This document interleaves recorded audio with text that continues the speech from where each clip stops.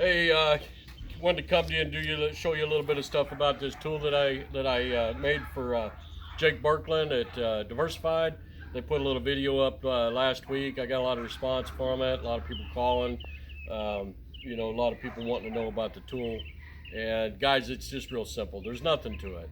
And first thing I got to say, you got to excuse the freaking dog noise in the background. I live in a trailer park, and the goddamn neighbor's got a puppy mill over there. So, we'll try to do this video the best we can. But anyway, as you can see, this is nothing. I mean, this is nothing. This is a piece of pipe that, there's all kinds of fishing tools on the market. There's people to talk to. There's all this stuff. You guys can make this. This is a piece of pipe. All this is a piece of pipe right here that's been trimmed on the edges. It's got some slots cut in it so it expands. It's got this one just happens to have a crossover welded on the back here that goes to 3.5 fire stick, and then we needed to convert it for them. So I gave them the tool and this adapter here for the Vermeer low profile, because that's what they run on the rig. In fact, that's why they lost the drill head. Their threads were wore out and it pulled out. So that's what happened there. Guys, I mean, it's so easy. People want to order stuff. People want to call stuff. They got heroes that say they're going to come in and save your tooling. They're going to do anything else. The faster you can do this, the better off you are. Go get a piece of scrap pipe. If you have to, a lot of you smaller guys don't have welders, don't have torches, don't have the things on the trucks. Just go to a fab shop, man. There's fab shops everywhere. Every town you go to, you can find a fab shop somewhere. Somebody that has a welder. All you got to do is you got to know what you got in the ground. Take a piece of pipe, make this thing. This one's called an Overshot. There's different kinds of tools. This one's called an Overshot. It goes over top of the drill head. If you've seen in the video that Jake put up, it goes over top of the drill head. It clamps onto it. And the reason it clamps is because the sizing in the opening and the slits down the side. There's nothing to it. This doesn't have anything fancy inside. Doesn't have any of that stuff. It's just like if you stick two buckets together, man. You stick two buckets together and try to pull them apart. It's the worst thing in the world to try to get apart. So that's all it is. They just got it on there. They forced it in. It clamped. It pulled it back out. There's nothing to this, man. This isn't fancy. Don't buy some expensive stuff. Just make a damn thing yourself. You got maybe a couple $100 into this thing. You can go right back in the ground. You don't have to wait days to have something shipped to you. It's the best thing in the world to do. So here's the process. I'll run down the process, what we did through the Birklands for Diversified. It had been a week and a half since they could go back and get their tool. So we put the drill head on, drilled down to the other one that was broke in the ground, just to make sure the hole was open, just to make sure we had a clear path to it, and we got it right to it. Then pulled back, stuck this tool on. This tool doesn't have, the way we made it, doesn't have a place to put a saw on. You can always put an adapter on the end, and you can run another box by box housing back here, and you can run a saw on if you need to. There's all kinds of options. That's why I said there's no just standard one thing at all. They were 290 feet out, 9 feet deep. So we ran down through the hole, make sure you had a good hole, cleaned it out, then put this thing on, shoved it down through the hole. You want to rotate fast and kind of just like running a football through a hole. If you guys have ever done that, just kind of rotate fast and shove it through. You'll be able to feel if it jumps out of the hole. You can always do that. Run some water just to keep it from, I say water, just run some drilling mud, run something so that keep it from clogging up on the end. If you're pumping mud, there's no volume. I can't say you need like 28 gallons a minute or whatever. Just pump enough so it doesn't plug up. If it looks like it's going to plug up, you'll start building pressure on your gauge. Just jet your mud, blow the crap out, and just keep going. You just don't want to fill the end of it with mud, and then you won't be able to get on it. Once you get up to the drill head, you'll bump it. I kind of cut this beveled on the end and cut these teeth so that it'll snag it up and it'll push. Just rotate slow and go real easy, just real easy. And then you'll be able to, what they did, they turned their locator on. So once it bumped that head and started turning it a little bit, it woke the sign up. They were able to pick it up. That's how they knew they were on the head. Once they knew they were on the head, they just pushed forward a little bit. And then once he got it to where it was rotating as fast as the rig and everything was fine, they shoved it on. When they shoved it on, it went down inside.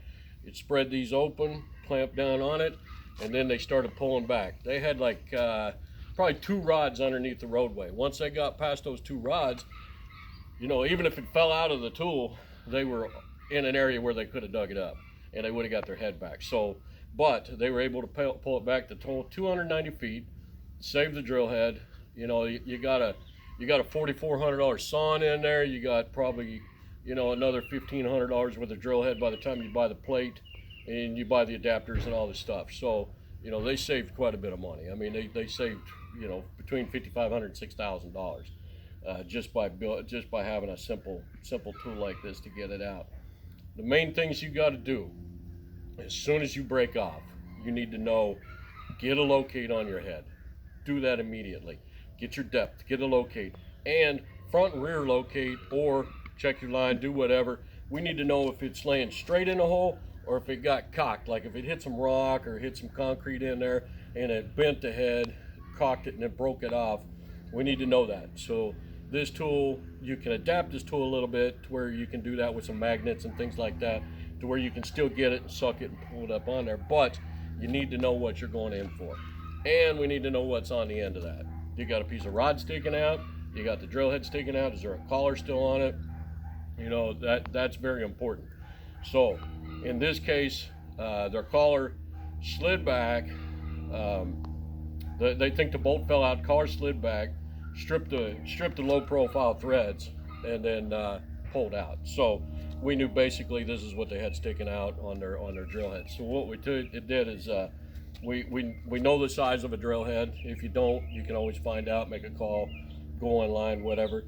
And then we made sure that this was the right OD and ID. So we checked the OD on the drill head and the ID on this to make sure it was a tight fit. If it was a loose fit, it wouldn't have been able to pick it up. It's got to be a tight fit. So that's what we did. This tool works for a lot of different things. It works for if you got a broken rod in the hole, you can go back and screw on that rod. You can do pull stuff out that way. I've broken off reamers, roller cone reamers in the hole, and the rod broke, so we were able to screw back on it, get on it, and shove that reamer back out the back of the hole. You got stuff like this roller cone over here. You can build a tool like that. You can put some stuff on the side of it. You can build the tool to where it slips over here and put some rebar on the side to where it hooks these cones, and it'll twist up and just twist up like a knot in there, and then it's able to push the thing back out the back of the hole. There's a lot of different versions of this thing. We just you have to adapt and overcome. But I'm telling you guys, this is something you can build. I mean, you got a rainy day and you got some guys sitting around, take some measurements of your tooling, see what you got. You see what you got laying around, just put something together. I mean, all that is just keep focus on that and to grab something. I mean, I just grabbed this one out of, it's just you can stick that in there. You can take that out, stick that in there, weld it in. There, you got it adapted for a ditch witch machine. I mean, there's all kinds of things you can do with these things. There's no standards. There's no, someone will try to sell you one for a couple grand or whatever. There's a lot of downhole tools. Everybody makes downhole tools to go back and retrieve. Guys, those guys are like 5-10 miles deep, so, or not, 10,000 feet deep. They go back and retrieve stuff. We're not in that industry. We don't do that stuff. So it's not that big of a deal. We don't need something that's that sensitive. I mean, we just need something that works. Trevor Gibbons, you guys are drilling under tanks. If you're drilling under these tanks, man, just make one of these in your spare time. If you need help with it, call me. I'll explain. It's different situations. Tell me your situation. I'll tell you what you need to make. It's not a problem. But, not to have one of these on the truck when you're drilling under tanks blind is stupid. I mean, that's just, come on, man. You can make one of these. You get your tool right back. You save your hole. You go back in. You're good to go. We've had a lot of people that are asking about it. Kevin Roberts, you were asking about wanting some information. I mean, if you need anything else, you can get a hold of me. That explains how to work it.